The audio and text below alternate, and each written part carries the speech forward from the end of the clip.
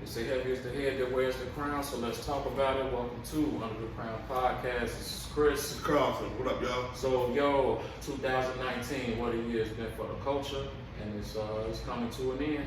Faster than the speed of bullet, man. Yeah, so I must say, man, it seems like with this internet age, it just seems like certain things that have happened, like it seemed like it's so long ago, but in our culture, in our community, and in our backyard, which is, a lot of these stories that made headlines, like pretty much Chicago was the epicenter for it. And that's something that, as a podcast, we've always talked about different subject matters, but we never touched on, topics that's going on in the culture. So this is a first for us too. Definitely. So I'm looking forward to this because we get a chance to give our opinions about certain things that have happened in the culture. And it's public knowledge, so it's not like we're making anything up. We're just giving our rundown. Right. So 2019. So what's first? 2019 started off with a bang, and like I said, there's a lot of things that happened right here. As everyone knows that listens to us, Carl's and I from Chicago, and this documentary, man, just came out, and like we knew the stories, but to actually see it shook us up. And that R. Kelly documentary, man, and it was always mumblings of what he was doing.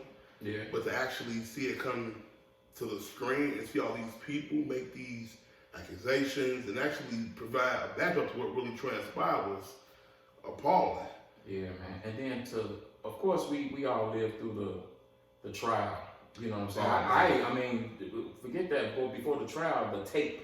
Like we actually had it on VHS. And I remember the police commissioner at the time, Terry Hill, was like, anybody get caught with that tape, you getting charged with child pornography. So you saw a lot of tapes being thrown in the garbage. But how that just was like, man, like, and then, he went to trial and was pretty much acquitted. But then you still hear these stories like, bro, if you get acquitted for something, you would think you would chill. Nah. But obviously, of course, he's what's the phrase? Innocent to proven guilty. Nice song too, but it's like, man, it ain't looking good for him, man. So and I just read there's going to be a part 2, a second documentary coming out in January 2020 on Lifetime. So they slamming that brother. Ain't no coming from under this. I don't think so. I don't think so. They even going back to stuff with Aaliyah, like charging with bribery. Yeah. For a person to actually say he bribed a judge, I believe, or an Illinois official about it was an forging right. these transcripts about marriage license, like, god damn. Like you always say and I say, Robert did that shit. I know R. Kelly, his music. Right. I know how to separate the difference. I still love the music. Don't judge me, but those acts of what he did, god damn. And that's the thing, like, R. Kelly, his songs, man, especially in our culture, you sang R. Kelly song at your graduation. You sang it at your family reunions, at your weddings, you dance to it and all that. So it's like that's people like, nah, he didn't do that because you feel close to him because of the music. And that's music connects us in so many ways. But it's like, man, when you hear about these stories and just if these allegations are true, the sickness of the mental mind, yes. That's a sick brother, and it's like, man, that's something, man. And I'm interested to see what's gonna happen, but I mean, it ain't looking good. And when they usually say where there's smoke, there's usually fire. This motherfucker got a forest fire. That's what it seems like, But I pray for that brother, his soul, and overall, just get the help that he might need, that he needs. If this, you know what I mean? 50 years old, ain't no help, man. He about to get damn, hey, man. 12 play times 12 in years. Yeah, possibly so. But who knows? But he's, like I said, innocent to proven guilty. But these documentaries and the only thing about that documentary, I didn't understand what John Legend had to do with it. They were just grabbing people out the woodworks. Yeah, but I guess they weren't ordinary people. Ordinary people. Yeah. John. All right, well. No. One more thing, guys. Okay. This tied into the Me Too movement, didn't it? Kind of, yeah, but because I think the woman that I don't know if that woman that was involved in this movie or created, I'm not sure. I really don't know, but that his situation. I mean, you hear about the Bill Cosby's and the Harvey Weinstein, Russell Simmons, and all that stuff, but it's like this is something we talking about trafficking. We talking about it's so many other aspects within it. Many layers of child, all pornography and just hitting all that stuff, man. So it's like there's so many layers to this that I wouldn't even. This kind of stands alone. True that. Yeah. True that. Another nationwide story, but happened right here in Chicago. And anybody remember Chicago, February 2019? There was something called the polar vortex, which means in the name of term, it was cold as hell. Man. It was. I remember taking out the garbage and couldn't breathe. That's cold. But one night, some young fella decided at 2 a.m. that he wanted to go get a sandwich from Subway. A foot long. Yeah, in more ways than one. And looking for Italian beef. And then he says he got jumped by 2 dudes wearing MAGA hats. And do bleach on them. And put a noose on them. And 50 below. It was too cold to be racist. At 2 a.m. And I, when I heard this story about Jussie Smollett, What'd you say? I was just like, everybody coming out, I stand with Jussie and all this, but it was like, I don't know, this don't feel right. That shit was I think because most of black people just didn't say nothing. Everybody felt like, people was probably being silent, but we was silent because this nigga was lying. Right through his teeth. So, but, and it's still, I think the lie got so big. You know how it be, man. When the lies be so big, you just gotta keep it going. Yeah. He made the city look bad, and they counter-suing. They want their money back for lost time. And with everything that was going on in the city, this made headlines. This made national news. Right. For him to lie like that and get caught up in this lie, damn, Juicy. Juicy Smollett. Juicy. What you got, man? You know what? Stepping out of this, going into January is prime time, going to February, naturally, doing it to the Super Bowl. Mumblings about people not going to be in the Super Bowl performing because they standing still with Kaepernick, who still hasn't played. The thing about Jay-Z meeting with Roger Goodell, that was very strong for the coach, I believe, in showing how he moved, from the block to the boardroom and even beyond all that and everything. To even Cap getting a opportunity to try out, but he smelled fishy things about the NFL and how they wanted to play it. They had to make this man sign a waiver. He said, nah. And I do stand with Jay when he said he think it was a publicity stunt. And it's unfortunate that Cap still hasn't played, but he got it settled from the NFL. Right. So let's rewind. Let's rewind before the workout when Jay-Z took the deal with the NFL. And everybody was like, whoa, it was like, why would you do that if Cap not playing? But like you said, Cap took a settlement. Yeah. He took the bread already. Now the optics of the press conference, it was like, this don't look good. I wish Jay would have been more vocal about certain things, about his plans, but it was just more about like halftime shows and all this stuff. But it's like, okay, what is this doing about, the NFL and community efforts and things of that nature? But then at the same time, is the NFL responsible for that? But when you got 70% of the players of color, then you do have, I feel like you should have some type of responsibility. Now, with that said, Jay-Z's track record has been pretty on point. Yeah. So it's like certain things it kind of remains to be seen. Now, when we talk about this workout, you agree with Jay it was a publicity stunt? To a certain extent, but it's kind of like a double-edged sword because why would you have these certain waivers that he has to sign? And the language they were able to decipher was saying like it didn't make any sense at all, Yeah, because it was pretty much, from what I'm hearing, it was pretty much taking away all of his rights. Yeah, as far, overall, yeah. So I don't know. I mean, will Kaepernick ever play in the NFL? I mean, a quote just came out from Roger Goodell that said that we've moved on from Colin Kaepernick. So that's over. Now, I still stand with him. The reason why he took the stand initially to raise awareness of what's still going on. Right. Most definitely. And as far as people saying Jay did this, sometimes you have to move in silence to get in the room and then eventually take over. And that's the thing. You have to infiltrated, because you got to think about it. Think about sports. At one point, people of color couldn't even be in these leagues. Nah. Somebody had to get in there eventually to make the progress that you see now. And so maybe that's what he's doing. Maybe that's Jay's, like he said, man. We tired of kneeling. So it's like, okay, and that's us too. Like we as a community, we can protest, hoop, and holler. Okay, what's next? Action. What's next? We gotta put an action plan in place. And not even only just action. Sometimes we need to shut the fuck up and don't say it and hide our head and just keep on moving in silence, like I just said, alluded to. Because if you do it like that, people don't know the angle, how to play it. They don't know.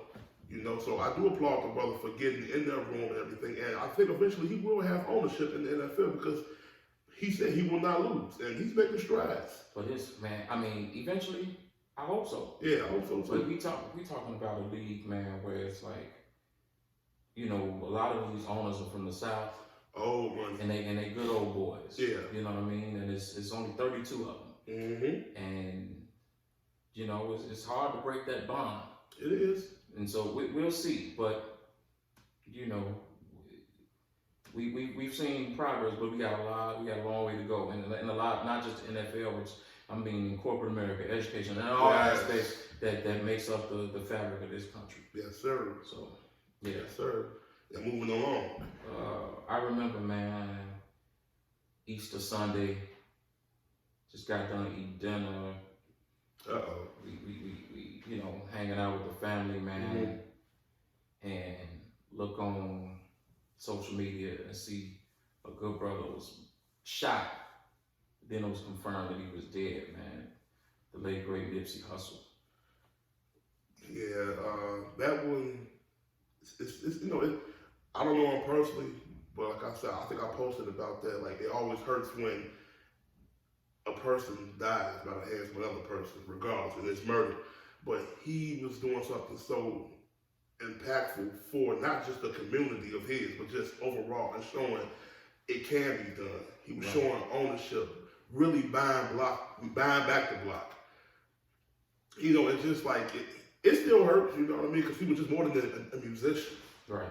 You know, he had such an impact on our generation. And I can't front and say he's not a Tupac, he's his own person, but he had that impact in so short of a time. Yeah, because I learned Nipsey Hussle like through his videos. Like I saw like him talking more than rapping. Like I heard songs here and there, and then, you know, when Victory Lap came out, it was like, damn, he got something. I mean, I heard mixtapes and all that stuff, but more so him just talking about, you know, nutrition, talking about ownership and all those things. So it was like, this was before he even grew the beard. You know what I'm saying? Yeah. And one thing about him, he claimed a set out in LA. He was, you know, he was strictly rolling 60s, but that was okay, this is what I am, but this ain't, you know, this is what I do, but this ain't who I am.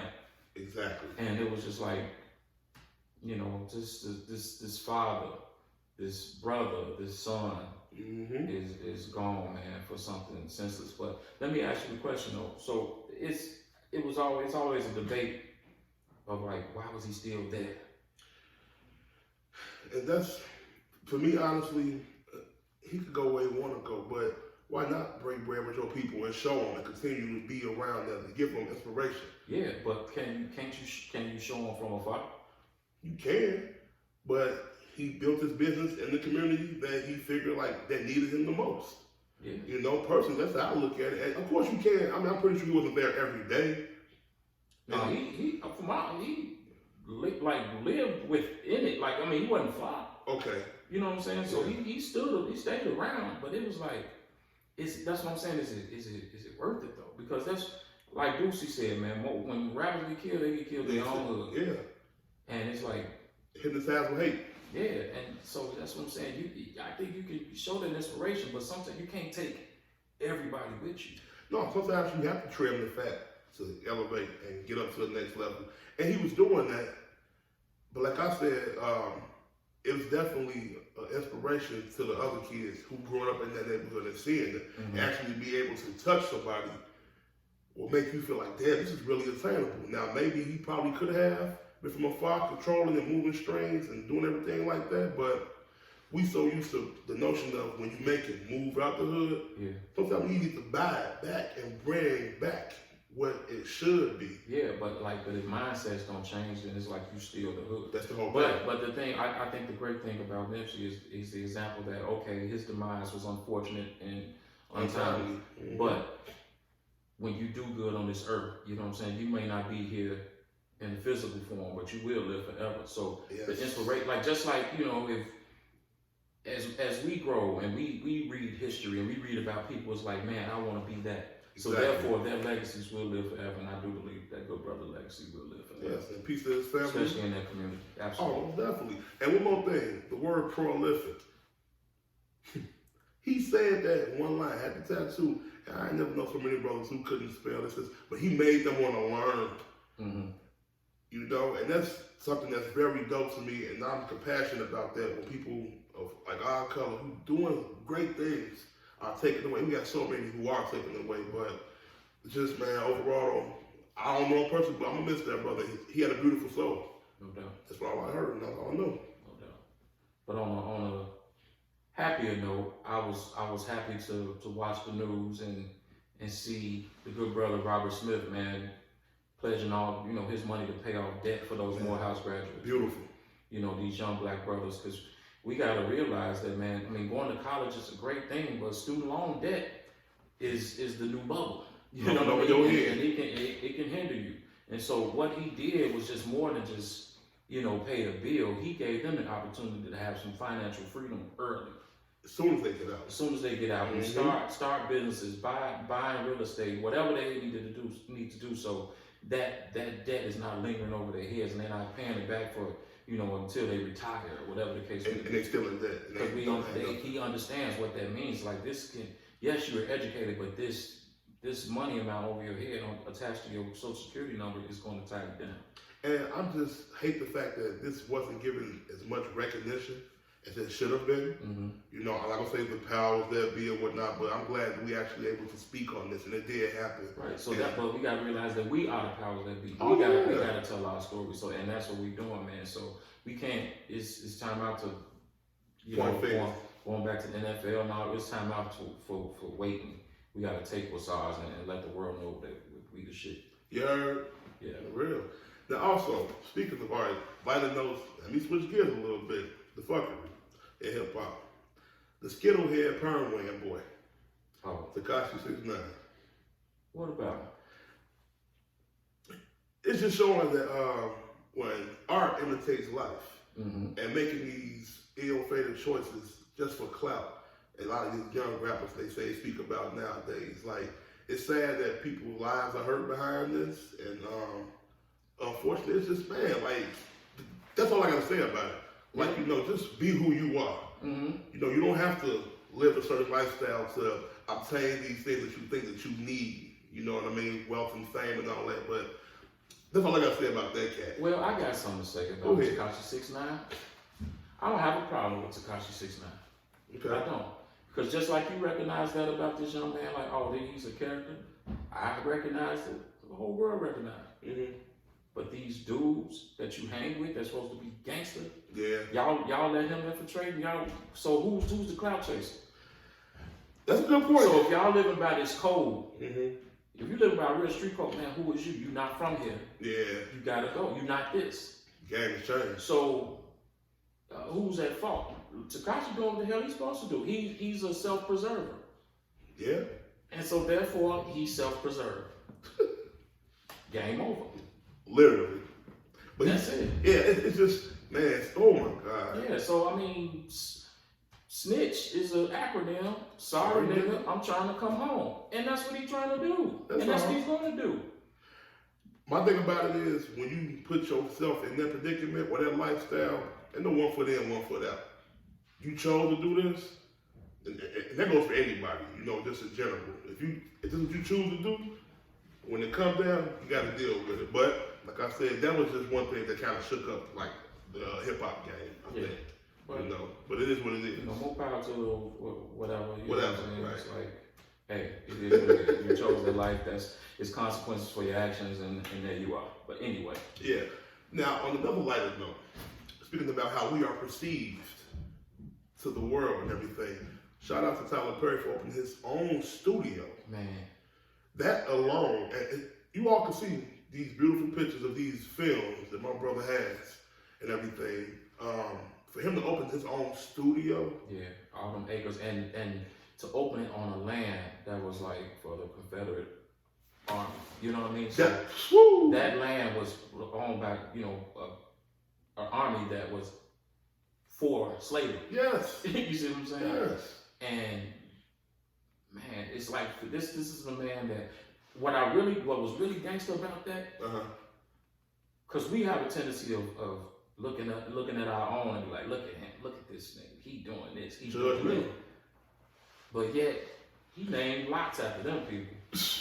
You know what I'm saying? Like, man, we all in this together. Like, you may not like the way I tell my stories, but it's a story. We all got one. We all have one. Mm-hmm. So it's like, man, let's just get together and do this for the culture, and that's what he's done. And he put people on that wouldn't be on nowhere else. Like, if it wasn't for Tyler Perry, we would never heard "Take Him to the King," "Take Me to the King," whatever it's called. You know what I mean? So it's like, come on, bro, big ups to Tyler Perry, man. I can't wait to go back to Atlanta because I'm hearing that in the spring they're gonna start opening up for tours, and that's something that I definitely want to see, man. I mean, he got something that rivals Paramount and all those other things. So it's like, come on, man. That goes to show you, man, why not us? That's all I'm saying. Them same stories that we see on film. I used to go to the Erie Crown Theater in Chicago and go see them plays. You know what I'm saying? And it was like, it was the dopest thing in the world. That was the best thing to do on a Sunday. Just showing your mind is very powerful, and you got a vision and a dream, just stay at it.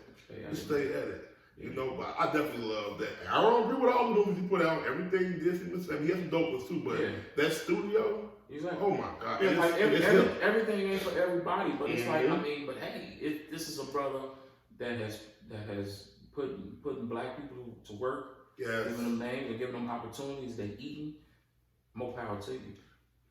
More power to his brother, for real. And your name on it. You know what I'm saying? That's what it's about. Not back by nobody, his name is on it. His name is on it. So it's like, let's go.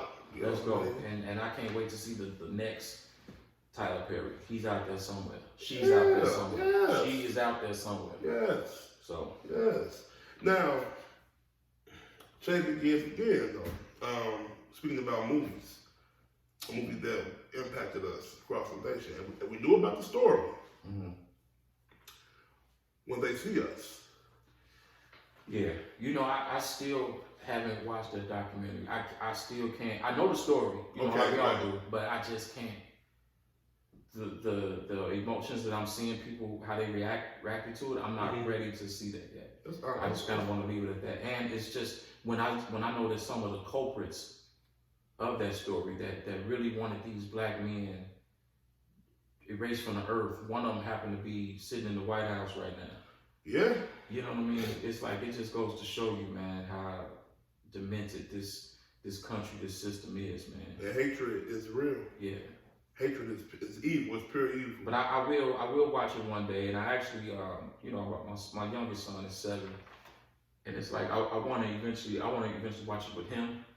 I don't know if he's ready yet or will understand, but that's what I want him to see that though. Yeah. And so one day I will.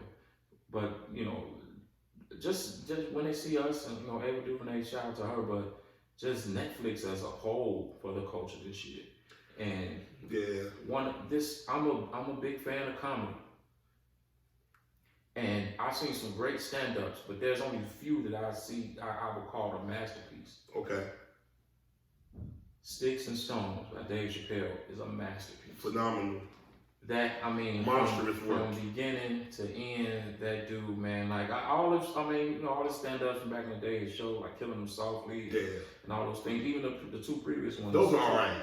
Sticks and Stones? Sticks and Stones was just like, wow, it was like, wow. It was funny, but truth.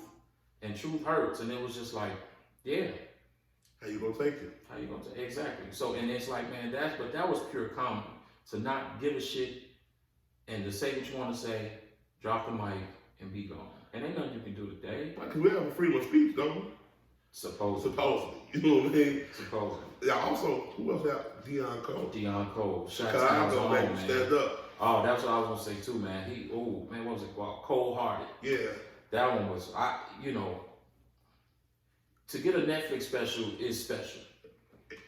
And he delivered, bro. And that's a dude that has paid his dues. Like, I mean, he goes back to the Bernie Mac days. Yes. The Cotton Club. Yes. When, you know what I'm saying? When Click. Bernie Mac, the Click. Oh, yeah, man. Bernie Mac had Phyllis Hyman opening for him. You know what I'm saying? So he goes back. And to me, Deion Cole is a legend. And he did his thing. And I don't know, but as a fellow Chicagoan, I'm proud. And he stood his own. Yes, you know what I'm sir. saying? Absolutely, man. Yes, sir. Absolutely. And then the GOAT. Yes, I said it. The GOAT. Who? Eddie Murphy. Okay. The GOAT. I mean, I love Richard. For sure. I Love agree with Richard, that. but I love Eddie, Red Fox too. but man, I can look at Raw and Delirious and all those things and just crack the hell up. Mm-hmm. And so I'm happy that he's coming with a new stand-up soon. But Dolomite.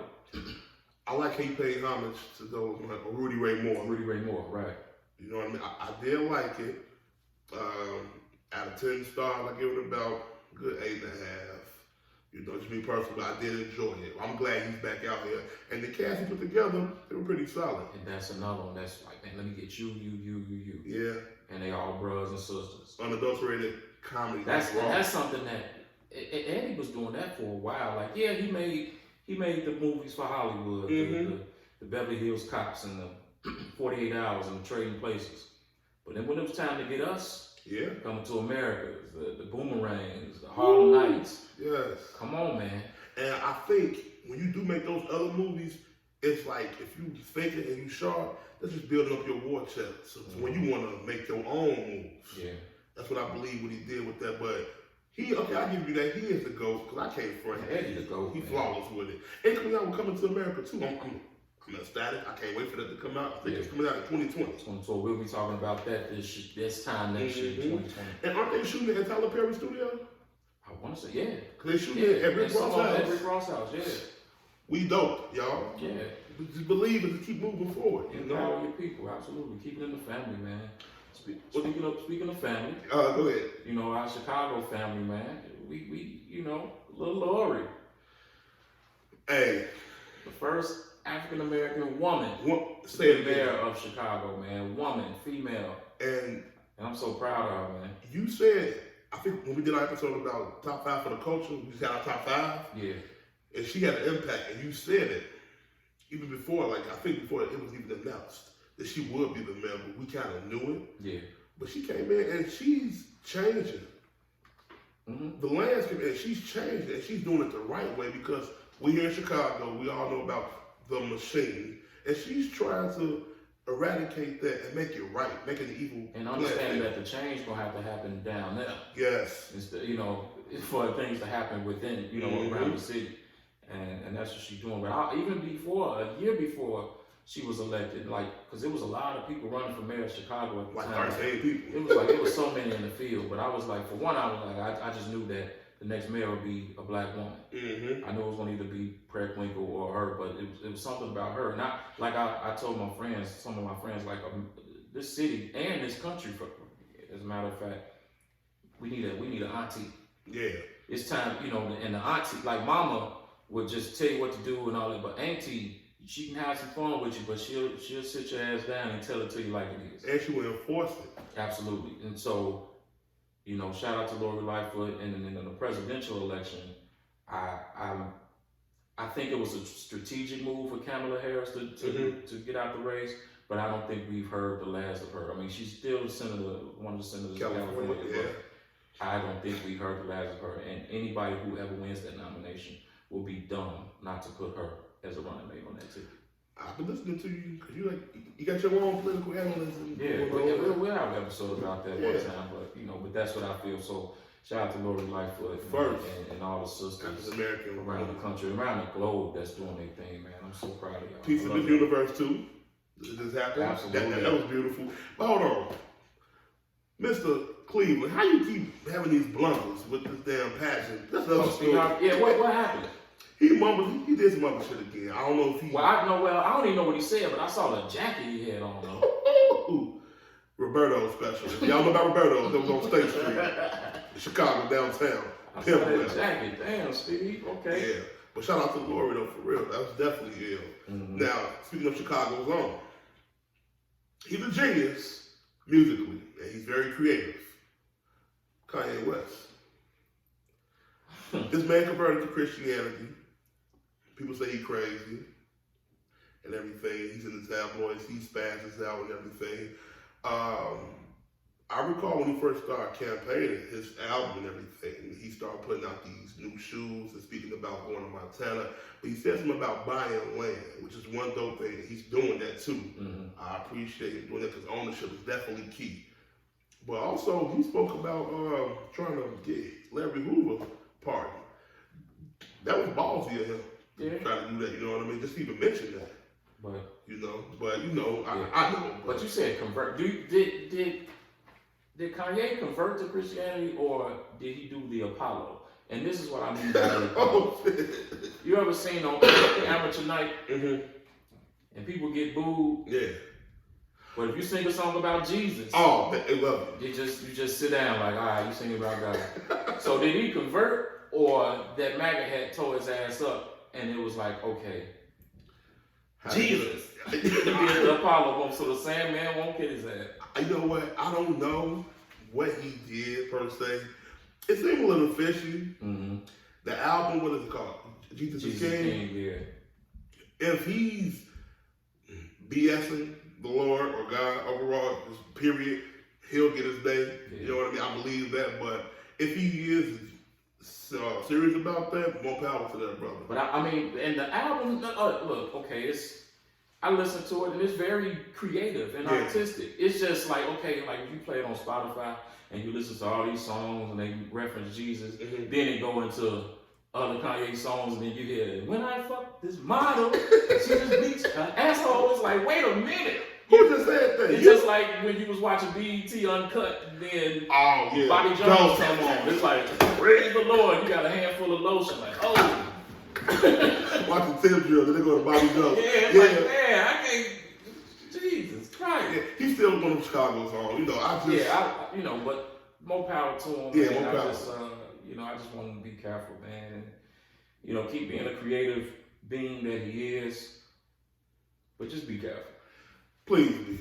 Please. Also, who church he performed that? Joel Osteen. Joel Osteen, look, he got great hair. I would say that. I think he used Prel. He looks like he used Prel shampoo. Yeah, but Joel Osteen is, man, I know it ain't got nothing to do with the culture, but yeah. Have you ever watched the Joel Osteen sermon? No, but I hear it's very theatrical. Yeah, too many miracles. I know this guy, and he was in the woods, and he got beat up by a bear. And he had scratches on his back. And he said, Lord, if you get me out of this. Like, come on, bro. Ain't nobody living from a bear attack. Well, like, God is good, but damn. You know what I'm saying? It's like, come on. But, all right, whatever. Let's move on. Let's move on. But Kanye, creativity be sharp, but brother, who knows? Right. So, one of my favorite shows, though, in the 90s was New York Undercover. Torres. And J.C. Williams, and played by my man Malik Yoba, and he gave the new term, he gave the word New York Undercover a new meaning. He came out and said he liked, what is it? Trans? Is it transsexual? Dudes that dress like chicks. Something like that. And it's like, okay, whatever floats your boat. Exactly. Now, he did an interview on Vlad TV where he was saying like, Vlad asked, this was before that, and it raised some eyebrows because he was like, Vlad asked him, would you wear a dress? Mm-hmm. And he was like, well, I'm half woman. I came from a woman. We're all vessels. And it was like, what? You know what I mean? So, not saying that answer makes him a certain way, but it came out and it's like, okay. Here we go. So I think that was surprising. And I think more so because this dude was, considered a sex symbol, I guess, to some women and whatever. And it was just like, whoa, straight up. Yeah. You know what I mean? So, I mean, at least usually you hear rumors about people, whatever. Mm-hmm. At least he kept it New York undercover. You funny for that one, though, man. But that was wild. That was wild. But going back weeks. Now, you all been rocking with us, but we actually this year we started this podcast. You know, that's in our review. You know, in June. Yeah, in June we started this podcast. And I think, man, to our credit, I think we stayed true to what we said we were gonna do. We were, for one, most important, we were gonna be ourselves. That's all. Two, we were gonna be vulnerable. We've shared some things with you guys that, we probably won't even share with some of our other friends. Mm-hmm. We've had some people on here that have been very inspirational and gave us a lot of knowledge about some things. Drop some game on us, Jack. And we've had fun in the process. Mm-hmm. And I can't wait to see the future of what this platform holds. I'm looking forward to growth. I'm looking forward to greater content. I'm looking forward to making an impact on our culture. Yes, sir. And just understanding that content is king, and like, what we were discussing as far as when we were talking about Robert Smith and how other outlets didn't say nothing, like that's our job to spread. That's why we speak about it. That's why we're gonna do it, and it's our job to hold ourselves accountable and to grow and evolve. And I really do feel like that's what we've been doing, still sharp and still to the highest extent, and that's what I think we're doing. It's definitely a high for us. We started out on a mission and we still going with it.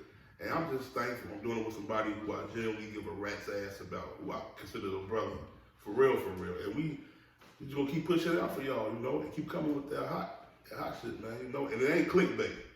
So I'm gonna keep reiterating that. It's not clickbait. We just speaking non-truth, but that's definitely something that I'm proud of to speak about for our 2019 in review. This podcast, Under the Ground. That's your line, though. This ain't clickbait. That's gonna be our motto. Under the Ground podcast. This ain't clickbait. Hey, but it's true though, because I'd rather we put out stuff that is real, opposed to try to reel you in. And you be like, oh god damn, I wasted 30 minutes. Like, no, we just gonna put out what it really is. That's the major thing about it, because there's so many outlets where people could get information from, but for those who choose to listen to us and consider us as like viable, voices, we love y'all for that.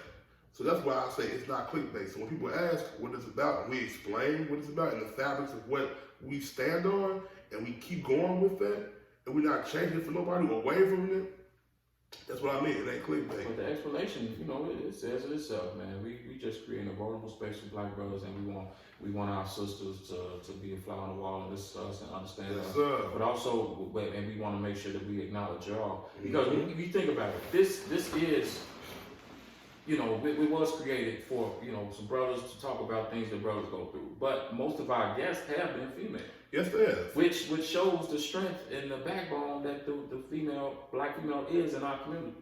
And so we want to make sure, and we want to continue to do that, man, because we know some strong women that's going to come and talk to us about numerous things. But we're going to also have some good brothers on here too, man. Just know that we got so much talent and information within our own circle, in our own community. We don't have to have the famous person. We just got to have the right person. That's all. And have open minds and use your ears to listen. That's it. Like I said, you can always ask us, questions. Email us. Reach out to us on all social media platforms. And we here. Right. But moving along now. Okay. Sports. Let's talk about it. Okay. And we talked about the NFL. I want the NBA free agency. Shook up the world. And the reason why I feel like that's something that's for the culture, because we saw Black men dictate. Yeah. They pretty much said, to hell with this $1 trillion league. We are going to create the foundation for this, and we are going to dictate how this is going to go. Yeah, so the Kawhi Leonards and the LeBron James, but the person that's in the mix of all this is a person that don't even dribble the ball, and that's Rich Paul. Yeah. That brother is so dynamic, man.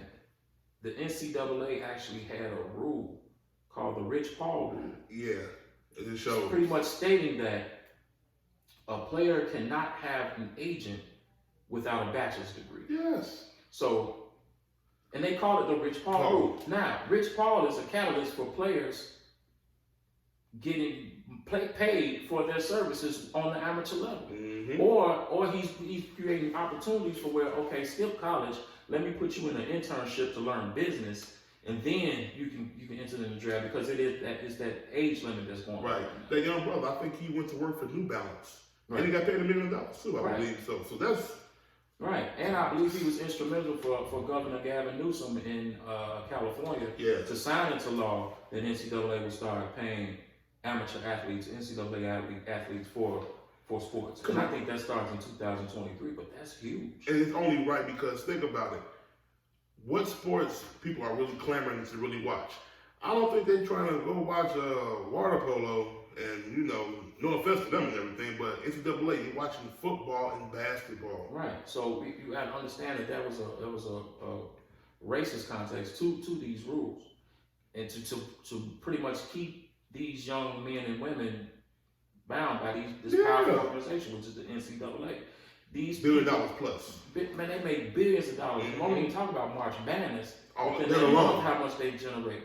And you mean to tell me that I can't go and sit at a table and autograph jerseys with my name on it, and I lose my eligibility? Yeah. Are you crazy? Or somebody buy me 2 for $2 or whatever at a restaurant. Yeah. That's bribery. Like, come on, but you all have boosters in play. Yeah. And then don't even. You can't even think about the money that these coaches make. Oh, God. Like, though, with these shoe contracts, that goes to the coaches. Yeah. So that's crazy. Nike is paying the hell out of the Calipari and Krzyzewski, whatever. Roy Williams, of course, is Jordan, because that's his alma mater. But Jesus, come on, man, these dudes are rich. It doesn't even pay to be a coach in the NBA anymore. No. Play college, and you have a whole city on lock, and that's what they do. So State it's like, shit. give these boys a piece of that pie, man, or give them the opportunity to go straight from high school to the league. Yeah, because they have no clause on soccer or golf. You go golf or tennis, hockey, whatever. You fine, but when it comes to us, because that's the money maker. That's all. That's the money maker. Because I mean, college basketball. Think about college basketball in the '90s. Like, sometimes I would prefer to watch a college game to the NBA. Yeah. You saw the Allen Iversons and the Ray Allens and the O'Bannon brothers and all. And you know what? They started this pretty much. They started it, absolutely, for getting one of the naming rights from those video games. And then also, I believe Chris Webber left because he said they were starving, but they were selling his jerseys overseas. Yeah. So shout out to Rich Paul for that. That's real for the culture, our culture. And he had some of the biggest clients. Oh, One yeah. of his man, LeBron James, you got Anthony Davis. I believe Draymond Green is one of his clients, Ben Simmons. So it's like, the dude is powerful. Yes. And I love his podcast, Kneading Dough, where he's talking about money management with some of the past players or whatever. So that dude, I just love the landscape of the black athlete and where they're going right now. And he is the trailblazer of that. Because they are rewriting their story and they're doing it the right way. Absolutely. So what else you got next? Are we staying in sports? There's a lot happening in sports. Go with it. Going off of Kaepernick, he's not playing right now, but we do have some powerful brothers playing. We got a potential MVP, Lamar Jackson, out of Baltimore. Yeah. It's dope just to show that you don't have to be supposedly all cerebral, but they are pocket passers and everything. I just like that we have more than one, African American quarterback who's handling it and doing it, and controlling it. Because that was a big stigma, like the black quarterback. You know what I mean? Like, because you gotta think about this too. It's not about the skill set. The quarterback position is the leader, the face of the franchise. Yeah, it's the figurehead of it. That's come from ownership. Mm-hmm. So it's like, to have this person the face of your franchise. Like, when you think about a couple of years ago, when the Seahawks were playing the Patriots in the Super Bowl. And you mean to tell me you're on the 2-yard line and you don't run Marshawn Lynch, and if he scores that touchdown, that means he has multiple touchdowns and he might be Super Bowl MVP, and this dude from Oakland with gold teeth and dreads gonna be on the TV talking about I'm going to Disney World? Mm-hmm. No, sir. I need Russell Wilson, clean cut young man over there to try to run this scene, and he got stopped. Yeah. And that's what it is. So, but at the same time, the skill set is undeniable. Yeah, back in the day we had the Randall Cunninghams and those cats and Steve McNair. But man, this is a new breed. New breed. Sean Watson and Patrick Mahomes. Mahomes. And Russell still balling too. Yeah. I give him that. And now, with Michael Vick, they wanted him to be like the ambassador or whatever, the captain for the Pro Bowl. Yeah. And these damn dog lovers just got a petition together to keep him from being. It's like the man has paid his debt to society. Jesus Christ. Say it again. He paid his debt. Well, what else do you want to do? Like we said, hatred is real, though. But yet we hug young white girls that kill young men and give them a couple of years to slap on the wrist. But anyway. And brush their hair. Yeah. So. Yeah. It is what it is. I'm just happy though that we are rewriting, and we're taking destiny in our own hands. Man, and somebody that's doing that. Who? I remember when I was a kid, man. I used to stay up at night and watch TV. And I used to see this cat, man, his own show. I remember Morton Downey Jr., the white dude that smoked cigarettes and did the fights and all that. But there was another cat, man, a black dude named Byron Allen. Yes, kudos to that brother. And now he's in the Supreme Court. And we gotta think about this too. When you're in the Supreme Court, that means that you've been through other courts and winning. Now you're at the highest. You're at the highest court. He's fighting for this. For one, the man's a billionaire. Yes. And he's one that believes that content is king as well. Comcast is just greedy as hell. Greedy as hell, especially on that damn internet. And it's like, no, y'all can't own us. Y'all can't buy us, man. Move out the way and let us in. And that's what he's fighting for, man. And I don't think anything has been solidified as of yet. But the fact that he's in this position, man, fighting, and he got the money to do it. Let's do it. You know what I'm saying? And that goes to show you too, man. When you got the money, let's go. And that's why these people they can, because they got the money, and that money is power. And that's why they can just go at us, and we surrender to their needs. But not this brother, man. And I think it's going to be positive for the future because, man, you think about it, man. All these corporations, man, they're creating the narrative of how we see ourselves, and it's like, nah, can't do that. That ain't cool. And we see the outcome. Like everything that we see on network TV with us on it, everything is not positive. Far from. So, not saying that everything we need to see, that he's just going to put positive images on, but the fact that we can at least control the narrative. That's what our news. That's a head start right there. Our content. So, man, shout out to Byron Allen and just being a champion for this cause. And I can't wait to see the outcome and what it holds for the future. Because that's the thing. It's like, man, someone has to do it. Somebody got to do it. We just can't sit still. Like Jay-Z said, we can't be on our knees. We tired of kneeling. Yeah, I think he spearheaded this perfectly, and I think the outcome will be victorious. Yeah. I believe so. Yeah. He's determined to make sure that they won't rewrite or write us out of history. That's all they try to do for the most part. But when you create your own narrative, you're good to go. And content is king. That's solid, man. So I definitely love Byron Allen for doing what he's doing. And speaking of, the Supreme Court in Washington, man, like we are hearing the R word real heavy in these presidential debates.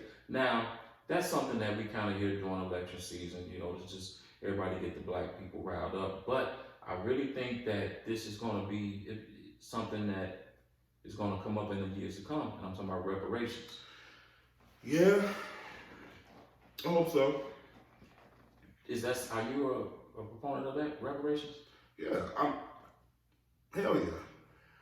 Me personally, we're the only ethnic group, I believe so, who have never really, of course, we gotta make our way and everything, but we light years behind people, and we still here. But I do believe we deserve our just due. Yeah. Accordingly, I don't want, just give me $80 billion. No, give me land, just let me operate the way I need to operate. So if everything that was taken away from us, we deserve it back plus some. Oh yeah, because it's no cost on rape. No. There's no cost on murder. No, There's no no. cost on family separation. There's no cost on that. But we gotta get something. I wouldn't want it in a check form. No. It has to be something that's systemic in ways where we can grow as a people. Now, us as a people though, we have to make sure that we use this form of reparations to like build our own schools so that we can teach our children, because okay, if we're gonna have something systemic, that means we gotta prepare for it. Exactly. So we won't get bamboozled again. Yes. You know, because history does have a tendency of repeating itself. All the time. So, therefore, we have to develop the mindsets of keeping these systems going for generations and generations to come. Because when you think about it, this year, 2019, has been the 400th year we've been on this continent. Mm-hmm. And we've only been free a third of that. Really free. So, and then with all these other different errors that have went on within this 150 something years, mm-hmm. the Jim Crows, the civil rights, all that stuff. So it's civil like, rights, all that. Man, we have to prepare ourselves for it, but also we have to demand it. And I think too that what we're seeing in the political realm, it's going to be time out for these two-party systems. I hope that we as a people, join forces, build our own system, our own party. Mm-hmm. I mean, we saw it in 2012, the Tea Party. Yeah. It's time for a movement. For real. And at some point, man, I don't want to get all, that Turner, but we gotta fight. It's not in the physical form, but it's gonna have to be we gotta fight for what we supposed to have. And all due respect to people who might feel different, but I love my people, and I'm gonna stand on it. Like he said how he felt, I feel how I feel, and it might not be like that Turner, but yeah, some blood might have to get shed. I'm just being honest, because like sometimes to make the betterment for these babies and the ones coming after, somebody gotta do something. But when you think about it, blood being shed anyway. Yeah, it is. Blood's being shed anyway. But a part of a lot of that stuff it's self-inflicted. It's self-inflicted. So changing the way of thinking, like you said, and like I agree with changing that way of thinking to build up, our systematic approach, everything, and just economic structure, everything that would come with that. We need to have a plan. Just don't give me just all this money. Let me have something that I could grow with and implement so it could sustain. Yeah. And it won't just fall. Because if I'm 18 and I get a $50,000, $100,000 check, it's gone. That shit gonna be gone. What's today? Thursday? By Sunday, I'm buying lottery tickets. Mm-hmm. I'm gonna get this back. Mm-hmm. You know what I'm saying? Gambling. Yeah. Mm-hmm. So it's like, come on, we gotta change the minds, but the systems have to be changed. Yes. But I'm an optimist, but I don't think that's gonna happen. That's why I said we have to demand it. Like the whole, Joe Biden and everybody saying, well, he wrote the crime bill. They got it. Yeah, he did. Mm-hmm. That's why if you put him back in office, you demand to get that shit right. That's all. Like it ain't about that election Tuesday. It's about that Wednesday. Yes, sir. Okay, we got you here. What you gonna do? Mm-hmm. And that's it. Hold them accountable. But I'm tired of that. Let's get in the room. Who it's gonna be, and let's get behind it. Because I'm telling you, every other election I've been to, I'll be in and out in 5 to 7 minutes. Obama's, I waited 2 hours. Okay. Which means I know what we can do. Mm-hmm. I know what we can do. Yeah. And so it's time to do it. So. But anyway, let me get off my soapbox. No. I mean, it's real though, but it's definitely part of our culture. We talking about things, that happen or that are happening, So Right. We're in December right now. We have lost some great people, in this culture this year. We want to send my condolences to the family of Gerard Higgins, aka Juice WRLD, in Chicago's own, who just met his untimely demise this past week. I don't know the brother personally, but from mumblings, from people telling me, younger people telling me, he's helped them through his music. And music is very powerful. And a young brother I was dropping off, who I know was telling me, man, he helped him with his opiate addiction. And that's strong. I'm like, how? He said, man, what he was telling. But found out the young brother was supposed to be fighting his own demons and everything. Absolutely. You get I remember when you hear these songs today of these artists, you hear the melody and the beat, and you driving like, oh, okay. But then sometimes you just gotta sit and listen, and it's like, damn, this dude got some demons. Yeah, you know what I some mean? And I've seen him talk on interviews or whatever, and it's like, wow, like he's just a young kid. You can tell, you can see the depression in his eyes, and you hear it in his voice and how he talks. Very intelligent man, young man. It's just unfortunate that, you know, he went out at the age that he did and the way that he did. But you know, mental health is real.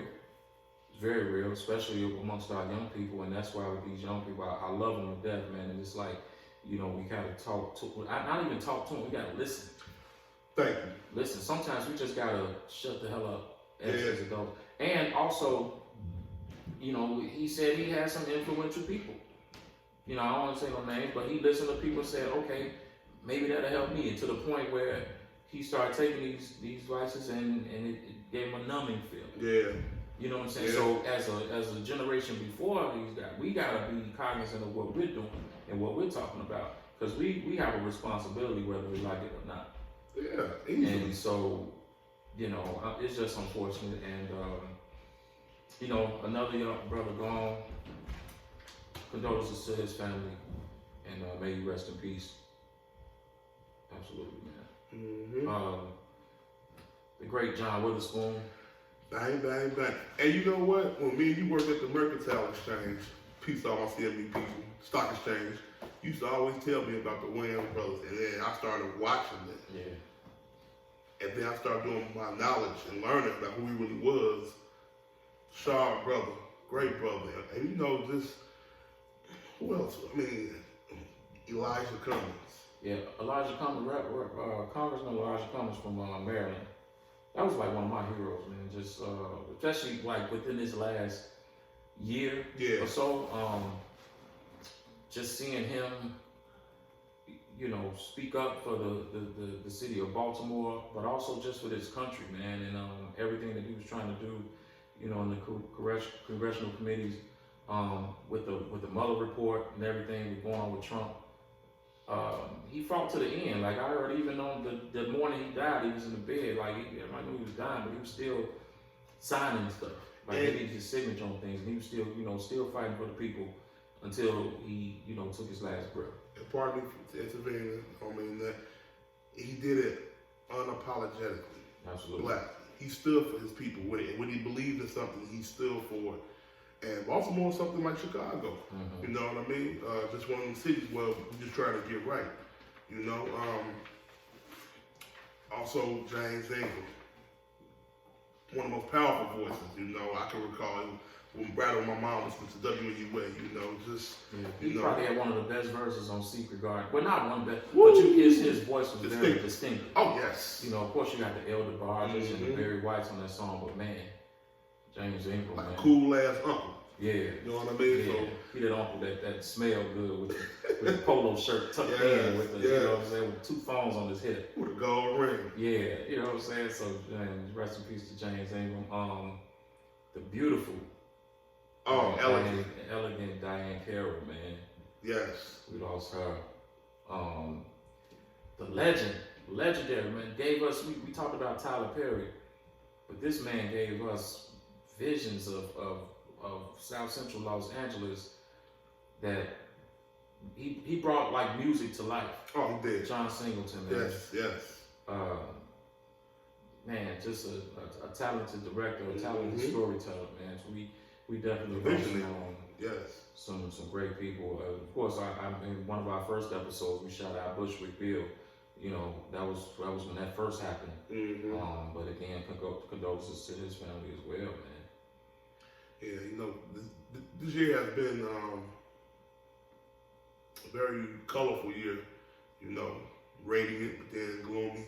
You know, but that's life. Yeah, that's life, man. You know, I'm reverting back to my catchphrase always, you know. But no, life is very beautiful, but it's precious, and the way you deal with it will determine the way how, you know, it turns out to be. And, you know, personally, that's how I really feel. You know, just, man, I'm proud of us, but I'm definitely looking forward to see what this new year, you know, beholds or will be holding for us in just sharing it with you all, and we all learn. Absolutely. And as you all can hear, like I'm kind of a political buff, and 2020 is going to be a very important year, in our culture. But at the same time, though, I think this is a wake-up call for us as a people too, to say, you know what? Let's band together. We're stronger in numbers. There's more strength in numbers. Let's get our shit together and do our thing, because we can see it now. It's blatant that these people don't give a damn about us, and that's okay. We've known that for a minute. For that's a long fine. time. So let us do our thing and let them be mad in the process. Yes, sir. You know what I'm saying? So 2019, we recapped that, man, and I'm looking forward to 2020 for the culture. Us as a people, man, we are going to do some great things. This is going to be a new decade coming up, man, and I can't wait to see what the next 10 years hold. Not just for our culture, but for Under the Crown Podcast. And this is my man, Chris. And that's Carlson.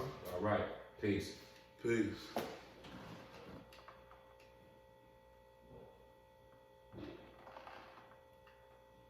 Stop.